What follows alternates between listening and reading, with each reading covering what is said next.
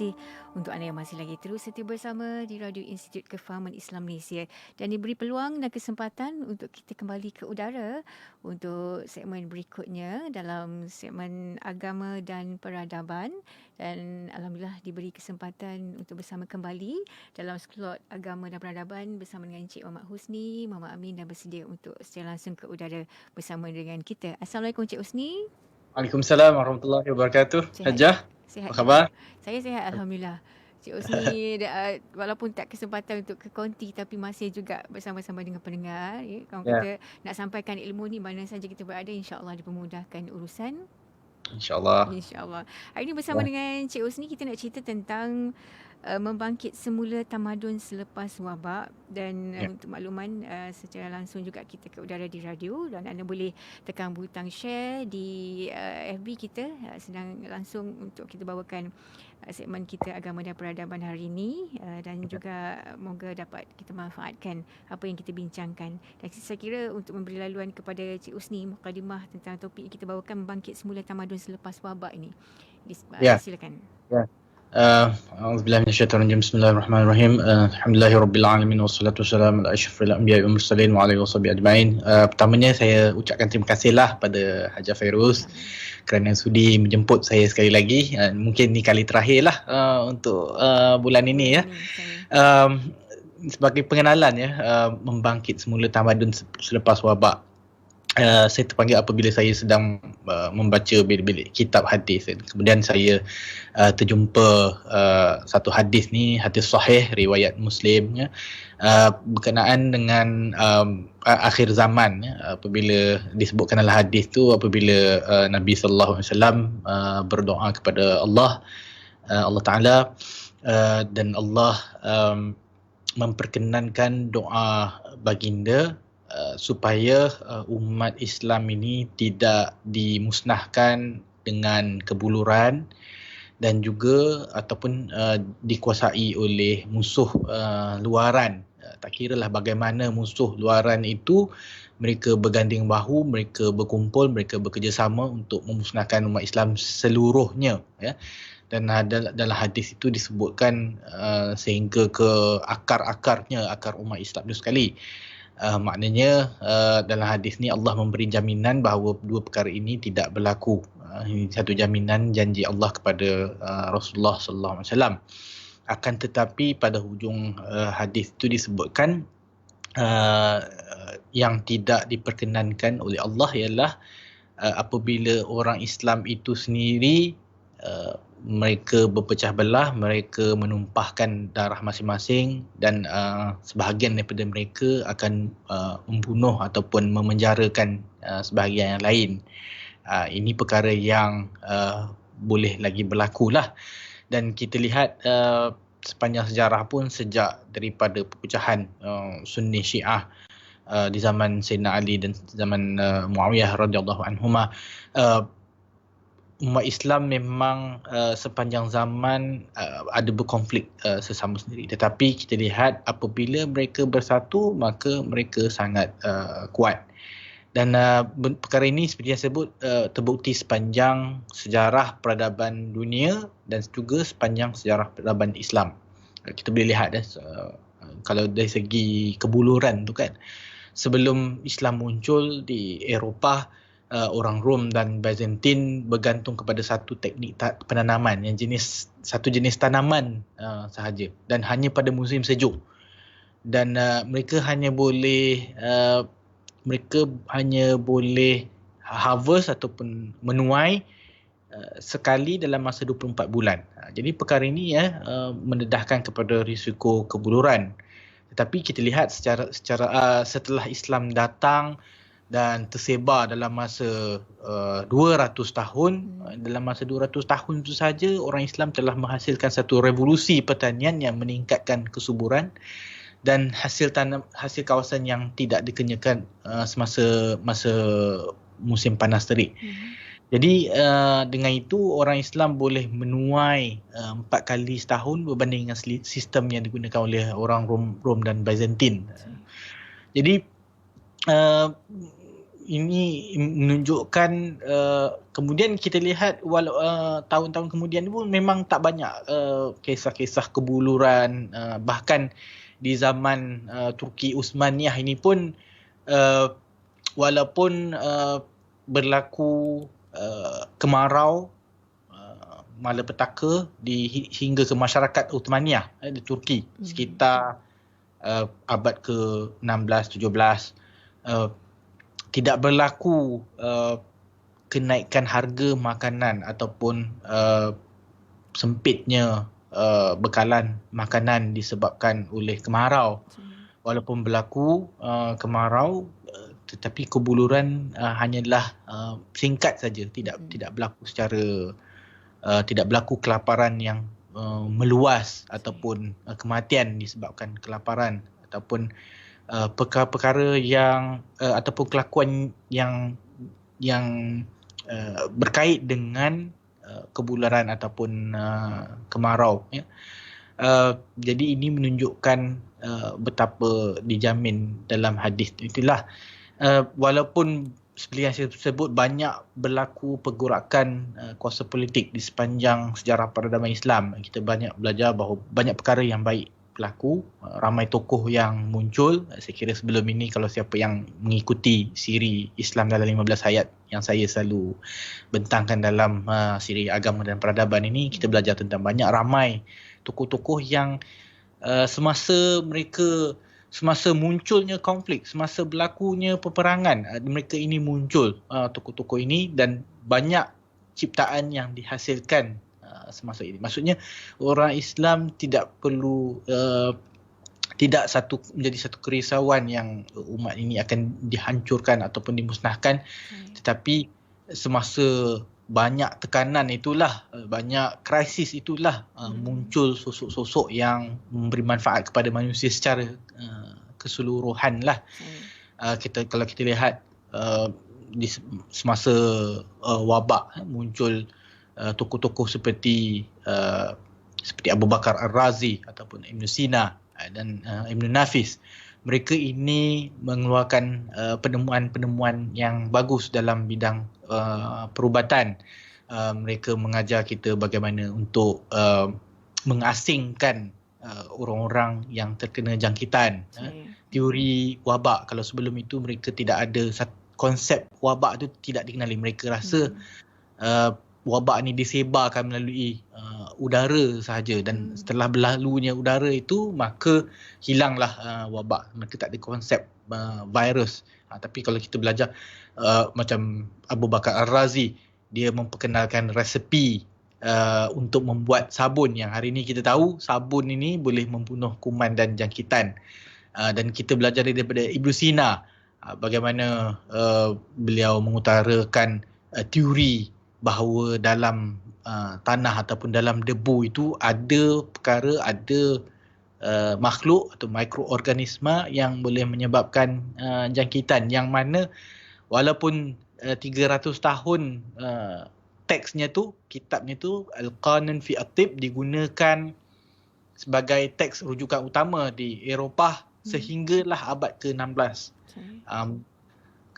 Teori tentang mikroorganisme, bakteria, virus yang menyebabkan penyakit ini hanya diiktiraf lewat abad ke-17 di Eropah. Tetapi kita lihat perubahan-perubahan yang berlaku ini disebabkan peradaban Islam dan peradaban Barat ini mereka saling mencermin satu sama lain. Apa yang berlaku di Eropah, orang Islam mengambil pengajaran, dan apa berlaku di dunia Islam, Eropah mengambil pelajaran. Dan setiap kali satu krisis berlaku seperti wabak ni, berlaku perubahan yang mendadak dalam cara menghindar dan mengawal bencana, dalam memberi bantuan, kerjasama di antara satu negara dengan negara yang lain. Tak kurang juga dari segi bagaimana mentadbir dan menguruskan satu bandar, dan juga politik.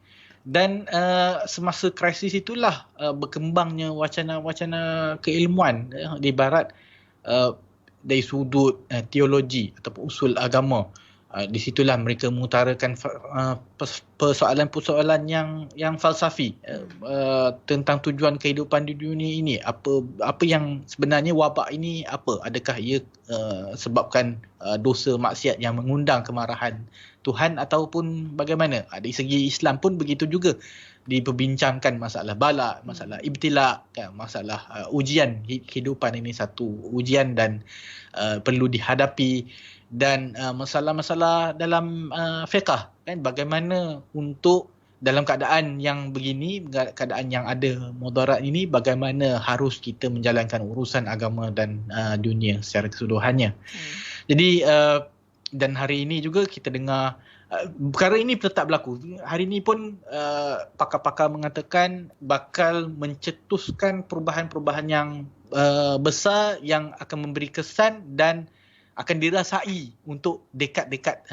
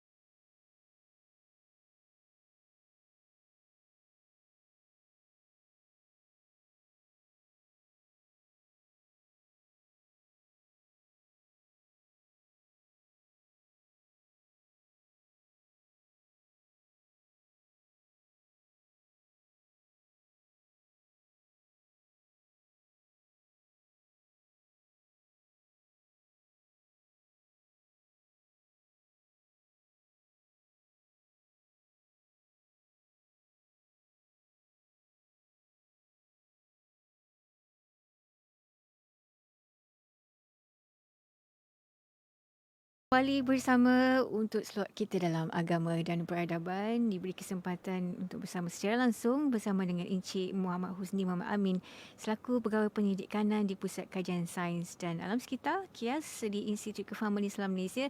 Kita kembali untuk perbincangan kita, Encik Husni, berkaitan dengan perubahan yang sedang berlaku yang memberi kesan ke atas peradaban sekarang ini. Silakan, Encik Husni. Sekarang ini kita lihat banyak perubahan yang sedang berlaku kalau kita tengok dari sudut persekitaran kita, daripada environment, kita lihat banyak perubahan yang positif, yang baik. Alam sekitar kita semakin pulih dari pencemaran manusia. Kita lihat banyak laporan, contohnya kalau kita lihat laporan daripada sejak 26 Mac, ada laporan mengatakan laporan ozon kita kian pulih dan lubang di atmosfera di kawasan Antartika semakin menutup. Lapisan ozon ni penting kerana ia melindungi kita daripada sinaran ultra ungu yang berbahaya yang boleh menyebabkan kanser kulit dan sebagainya. Setelah ini lapisan ini pulih, maka turut dikesan juga ialah perubahan pada kitaran atmosfera ataupun aliran udara di permukaan bumi yang menyebabkan tiupan angin. Mungkin ini akan mengurangkan kesan perubahan iklim yang selama ni kita derita, kan, yang mengancam kita dengan cuaca yang melampau, perubahan cuaca yang mendadak.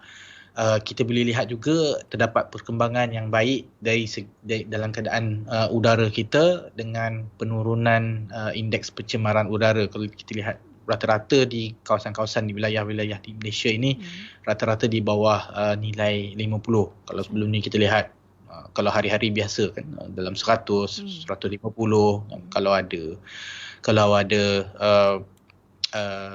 ada haze atau kalau jerbu itu boleh meningkat sampai 200 atau 300 di setengah tempat. Dan kita lihat juga tanpa pencemaran manusia ni sungai-sungai semakin pulih. Kalau ada laporan akhbar mengatakan sehingga awal bulan April itu keadaan bertambah baik untuk Sungai Gombak, Sungai Kelang. Tampaknya terdapat banyak kebaikan yang disumbangkan oleh Perintah Kawalan Pergerakan ni yang dah masuk hari ke berapa hari ni, hari ke-43, kan. kalau sebelum ni terdapat pihak-pihak yang bertanggungjawab, yang tidak bertanggungjawab, mereka membuang sisa-sisa ke dalam sungai, maka mereka terhalang dari melakukan demikian. Tapi kita kena fikir juga kalau selepas tamatnya tempoh PKP ini, adakah kita akan kembali kepada tabiat yang sama?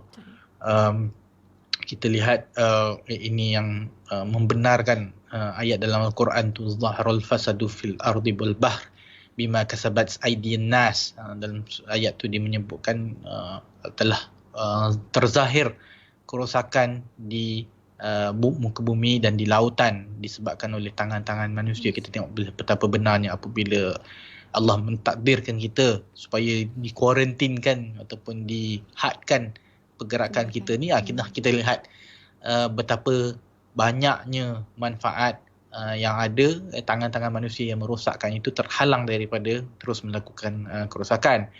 Tapi kita ingat juga ini memberikan kita masa untuk bertafakur dan merenung, dan bagi mengisi masa terluang, kita lihat ramai orang mengikuti kelas-kelas pengajian ilmu dan wacana yang dilakukan atas talian, memanfaatkan teknologi terkini yang dibangunkan sekian lama.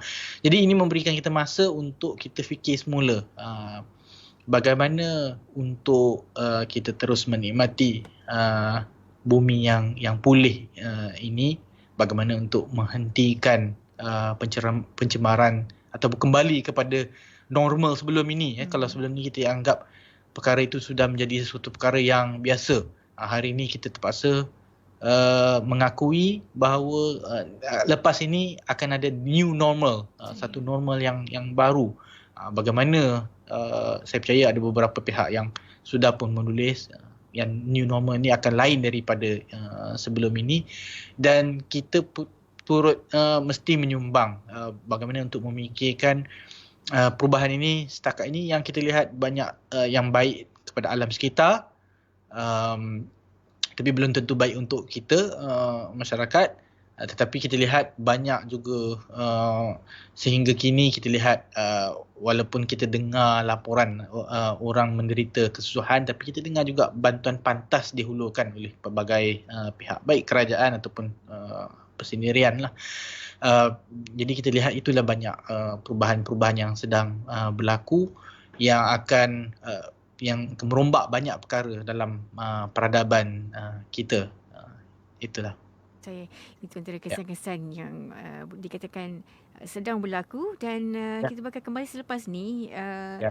Perubahan yang kita jangkakan bakal berlaku. Bersama Cik Husni, kita akan beristirahat seketika dan jangan ke mana-mana untuk sambung kembali agama dan peradaban. Selepas ni terus setia bersama kami di IKIM Inspirasi Inforia Islami. Dalam satu kitab kumpulan hadis-hadis oleh Imam Al-Baihaqi, Syu'abul Iman, dia ada satu bab khas yang mencerita tentang kelebihan akal manusia itu berkaitan dengan iman. Dan dalam itu yang menariknya ada satu hadis yang dinisbah kepada Nabi yang diriwayatkan, disebut qawamul mar'i aqluhu wala dina liman la aqlalah. Tegak seimbang seseorang manusia itu dengan akalnya, ataupun tegak seimbang seseorang itu ialah akalnya, dan tiada agama bagi mereka yang tiada memiliki akal. Untuk bertanggungjawab tu dia kena ada akal tu, dia kena sedar dan dia kena faham. Kalau dia lupa, dia gila, dia tak ingat, macam mana nak dia ada tanggungjawab itu? Dengarkan Agama dan Peradaban setiap hari Rabu pada pukul 12.30 hari. Hanya di IKIM Inspirasi Inforia Islami. Masjid Kampung Hulu Melaka. Masjid Kampung Hulu merupakan sebuah masjid yang terletak di tengah-tengah Bandar Melaka dalam daerah Melaka Tengah, Melaka. Dibina pada tahun 1728 dan merupakan masjid yang paling tua di Malaysia. Masjid Kampung Hulu terletak di persimpangan Jalan Masjid Hulu dan Jalan Masjid di Melaka. Di sekeliling masjid tersebut dipenuhi kedai-kedai yang diusahakan oleh peniaga Cina. Masjid ini dibina oleh penduduk tempatan dengan pembiayaan Belanda semasa penjajahan Melaka oleh Syarikat Hindia Timur Belanda. Masjid ini dibina adalah kesan daripada perubahan dasar oleh pemerintah Belanda yang mengutarakan dasar kepelbagaian pegangan agama.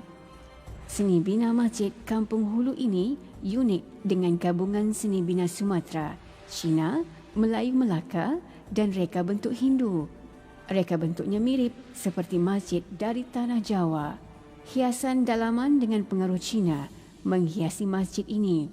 Bahan-bahan seperti jubin seramik dan jubin lantai daripada kerajaan Cina dinasti Qing juga digunakan. Masjid ini adalah antara 777 bangunan bersejarah yang mendapat pengiktirafan antarabangsa. Aspirasi, iklim, inspirasi, Inforia Islami. Baik, saudara, kita bersama kembali untuk bersama dengan Encik Muhammad Husni Muhammad Amin, Pegawai Penyelidik Kanan Pusat Kajian Sains dan Alam Sekitar di Institut Kefahaman Islam Malaysia. Kalau tadi bersama dengan Encik Husni, kita bicarakan tentang perubahan yang kita dah dapat lihat ataupun sedang berlaku kesannya ke atas peradaban kita ketika ini. Dan Encik Muhammad Husni bakal sambung kembali untuk topik kita membangkit semula tamadun selepas wabak, yang mana mungkin kita dapat jangkakan apa agaknya perubahan yang boleh berlaku seterusnya. Silakan Encik Husni. Ya, terima kasih. Maka kita boleh jangkakan, kita lihat perubahan-perubahan yang berlaku ini memaksa kita mengubah cara kita menjalankan kehidupan selepas ini. Dan perubahan-perubahan ini berlaku baik dari segi politik, daripada ekonomi, kemasyarakatan, teknologi, perundangan dan juga bagaimana kita menguruskan persekitaran kita, alam sekitar kita. Dari segi politik kita melihat kerajaan, banyak kerajaan di seluruh dunia mengambil peranan yang lebih besar dalam menyelamatkan nyawa dan ekonomi. Kalau negara-negara, kita lihat negara-negara lain seperti Sweden yang mana rakyatnya telah pun difikirkan ada satu civic minded, pemikiran yang civic. Mereka tidak terlalu bergantung kepada kerajaan untuk menguatkuasakan penjarakan fizikal untuk mengelak daripada terkena jangkitan wabak. Tapi kita lihat jumlah itu mungkin meningkat. Kita tengok ini satu teori sosial yang bakal dicabar ataupun tidak. Tapi daripada sudut kita, daripada pandangan kita, banyak kerajaan mengambil peranan yang lebih besar, memperkenalkan stimulus ekonomi, memberi bantuan tunai dan sebagainya kepada mereka yang mengalami hilang pendapatan dalam tempoh PKP ini.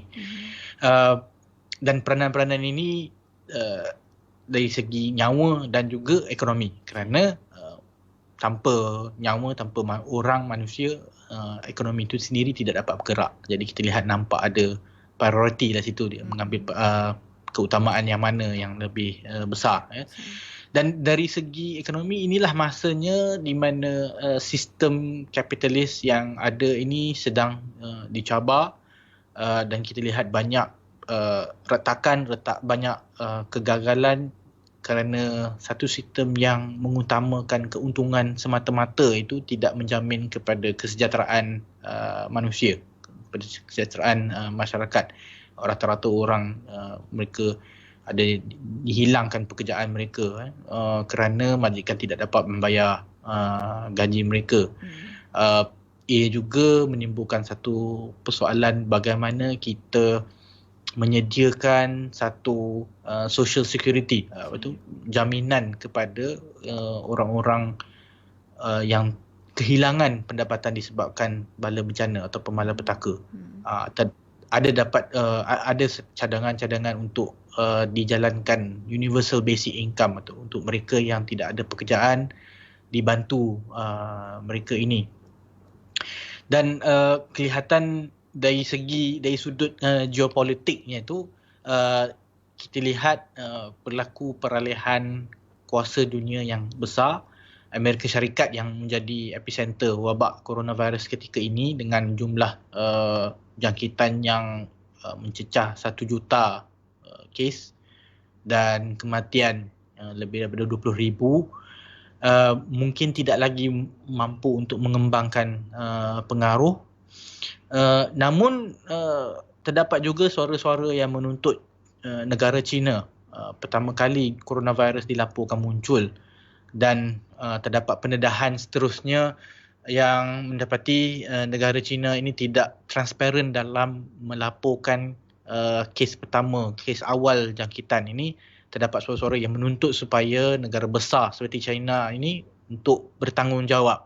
Kita lihat negara-negara di Eropah yang semua negara sekarang ada kes coronavirus, dan juga Amerika Syarikat menimbangkan untuk menyaman negara China ini untuk menanggung kerugian kerana ia tidak transparan dalam melaporkan, yang mana dengan maklumat awal ini dapat mengekang, kalau sekiranya diikuti dengan polisi yang lebih awal dilaksanakan, boleh mengekang wabak. Kerana kita tahu, kalau kita belajar dalam peradaban, kita tahu di mana saja manusia ada, kita tahu wabak ini boleh muncul bila-bila masa sahaja. Kita tahu sejarahnya di Eropah dan juga di China, tempat-tempat yang boleh kita katakan sebagai hotspot, tempat di mana tiba-tiba sahaja wabak boleh keluar.